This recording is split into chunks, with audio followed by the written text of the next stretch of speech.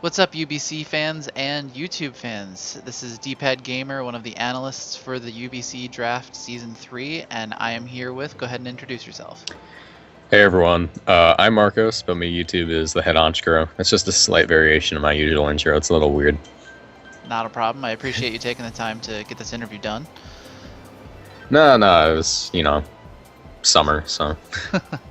Gotta get it done, absolutely. Yeah. So let's go ahead, let's hear a little bit about your channel and what you prefer to play and what teams you like to run. Well, honestly, judging just purely by my name, I'm obviously a Pokemon channel, and, I'm in the UBC. But, I tend to just play Showdown and UU tiers. My live streams actually are Nuzlocke because I honestly don't find Nuzlocke's really entertaining unless you're interacting with people live. I also have, live streamed some Binding of Isaac, and, I've been thinking about adding Civ to my YouTube channel, but, I'm still working on that.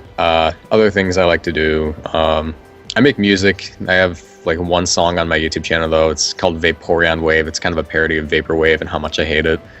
That's pretty much it, I do channel art, too. So you're kind of a well-rounded person. You don't just focus just on Pokemon. You play a lot of other games as well. Yeah. I think I have like one TF2 clip in there, but I'm not the type to play first-person shooters all that much, and honestly, I don't find watching first-person shooters that entertaining. I'm in the same boat. Not knocking people who do enjoy that. I definitely like a lot more of the strategy style games. Oh yeah, and like if I post a strategy style game and someone's like, "You're a Let's Player," I can always be like, "No, I am someone who helps people because they can do what I do." I don't know. Yeah, exactly. So I think you already kind of answered this a little bit, but what do you prefer? Do you prefer doing Wi-Fi battles more or Showdown battles? Honestly, I would prefer Wi-Fi battles. Showdown battles are more accessible to me though, and I don't have to take time out of my day to breed all my Pokemon. And let's say I hack Pokemon, I'll end up on like the Verlisify fan shit list. So, but honestly, it's not that hacking Pokemon, and it's not that I'm against it, because honestly, I understand where people are coming from. It's not like they're overpowered if you hack them. They're technically legitimate, just not made legitimately. But yeah, I am like well on my way to getting a capture device installed on my 3DS though, so I will be doing that soon. Very nice. Yeah, I think most people agree. I think Wi-Fi battles tend to be more enjoyable, and Showdown's mechanics on hacks tend to be a little... And the cancel button. The cancel button is a bad habit that the Showdown's gonna end up putting in me. Yeah, being able to second guess your moves and go back and calc and all that kind of stuff. So it's a different animal with the Wi-Fi, so I definitely see what you're saying. So Yeah, totally. So do you have any experience playing the counter team leagues? I at one point I did run a small little league with a couple of smaller YouTubers, and I still have those videos up, but it was a different drafting style. We just we used the Showdown league, we used the Showdown tiers, and we just said, all right, pick this many, and this many, and it was a snake draft. But other than that, not really. I haven't played this one all that much. I have seen a couple GBA videos, but I'm not too into the drafts and stuff. Okay, so we're coming in kind of fresh, which honestly isn't necessarily a horrible thing. The biggest thing you got to be aware of is just prep for the team that you're facing, not coverage moves. So, but yeah, I think you'll do fine. So what do you think your greatest strength will be coming into this league? Like mentally or from the draft? whatever you want to use. Yeah, I mean, however, whatever you think you'll bring to this league that's going to be your greatest asset. When I lose, I can make a joke. That's about it. Yeah, so you're not a sore loser. We always appreciate that. Not by any means. I'm on episode like 6 of my road to number 1. I'm only in the 1300s. Yeah, that's all right. So that's good. And then what do you think your greatest thing that you're gonna have to overcome will be? Fairy types. So I take it your favorite Pokemon, which is gonna be dark types? Yeah, pretty much. I mean, like, out of my top 10 favorite Pokemon, at least 3 of them are all dark type, so. Very nice. It was broken until fairy types came out, for sure. No, to be honest, I don't think it was too broken. especially in Gen 3. Gen 3 is the last game I actually like played before Omega Ruby. Because dark type moves were technically all special then, and most dark types are physical attackers. Very true. All right, so now we haven't done the draft yet, but what is your plan heading into the draft? Do you have one? What are your goals? To be honest, I just wrote down a checklist. I need a special sweeper, physical wall, bulky special attacker, cleric, bulky hazards, that sort of thing. I just have a checklist going down the list. So, gotcha. Honestly, what I really want to do going in is pick, like, not necessarily half water, half fire, but I want to have something that does well in the sun and under the rain, so I can, switch it up for whatever opponent I have to face. Makes sense. It's a good idea to, unless you're like hyper organized. Like for me, like my draft, I have like 12 alternatives for every single one, but I'm like a hyper organized kind of person, kind of AD, like not ADD, OCD. So, but I think honestly, your way of doing it is better, where you have an idea of kind of what you need, and then that way you can flow and not get too worried about getting sniped. Yeah, and a lot of the picks I want to use are, you can do them for, they have different jobs. You can run a couple different sets on them. So. Sure. Okay. So the next question here, I'm actually gonna. We're supposed to cover what is the most undervalued Pokemon, but I'm actually going to break it into two. I want you to tell me what you think the most undervalued non-Mega, and then the most undervalued Mega Pokemon is. This one, I'll be honest, most undervalued non-Mega, I would honestly argue was a toss-up between Mega Aggron and Mega Absol.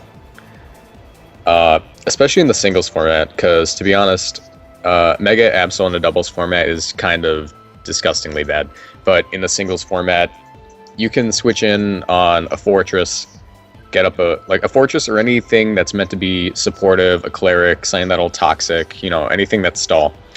You can switch in on one of those, set up a sub. Once your sub's up and they do whatever they want to do, because you just blocked it with your magic bounce, you can set up a swords dance, and from there it's a sweep with awesome coverage like Sucker Punch, Superpower, Play Rough. It even gets some nice special attack in its Mega. It has 115, and it gets a whole lot of moves like Flamethrower and Ice Beam. You can run it however you want.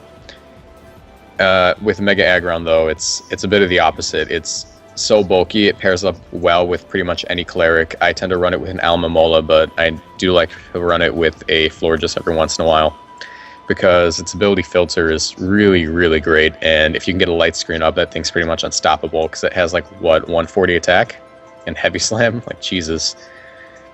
Yeah, it's got one of the highest defenses in the game, if not the highest. So I think it's actually a tie. I don't think anything is higher than 230. Either way, though, I mean, I definitely see what you're saying. Those are definitely good underrated Megas. So what is the underrated standard Pokemon, non-Mega? Again, it's honestly a tie between two Pokemon, and both of them are in UU, and I know UU pretty well. It's one of them Slurpuff, because honestly, if you can get Slurpuff in safely and get one free Belly Drum, it's pretty much game over unless they have... Honestly, even if they bring in a Steel type, you can just Drain Punch that shit and, get all your health back. If they decide to bring in a Poison type, I tend to run Frustration, because, it's just awesome coverage, net times 4 attack. You're going to do pretty much 100% to it all the time. Also, it gets access to Aromatherapy in case they decide to burn or paralyze you to stop that sweep. You can just, show that off. And the second one, honestly, I've gotten way too many sweeps with Honchkrow to have it not be my mascot. I mean, it's got Moxie, and honestly, if you run both Pursuit and Sucker Punch, you're never going to go wrong. Yeah, I can definitely see what you're saying. I've also seen people run it as a special attacker, and then... Heatwave, yeah, it's really nice. It's a nice surprise that people won't expect, so... I see what you're saying. Alright, so now we're going to do the same thing, but we're going to talk about overrated. So let's go with Megas first. What's the most overrated Mega, in your opinion?